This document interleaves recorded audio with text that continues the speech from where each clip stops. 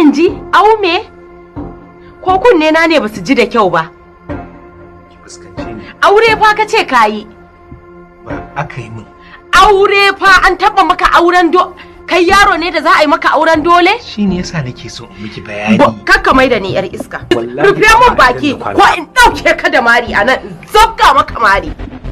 Ni za ka zo ka gaya wa wani kauli da ba'adi ka ce wai an maka auren dole sai ka ce wani yaro karami kai mace ce da za a yi maka auren. Ina mafarkin ki sosai ya ke man jagara kwashe kwatar zuciyata. Ya ke jaka da take harbe zuciyata. Ya ke kwarkwatar da take yawo a zuciyata. Ya ke barauniyar da ta sace zuciyata ba ni. Ya isa dan dakata. A tsaye nake. Yanzu ka biyo ni kana shaye-shaye. Kuma akan layi. Abinda kai ka kyauta? Soyayya ce fa shi so ai kyautawa babba kyautawa ma ai kamata ya maki farin ciki ki murna ki disco ki Na'am.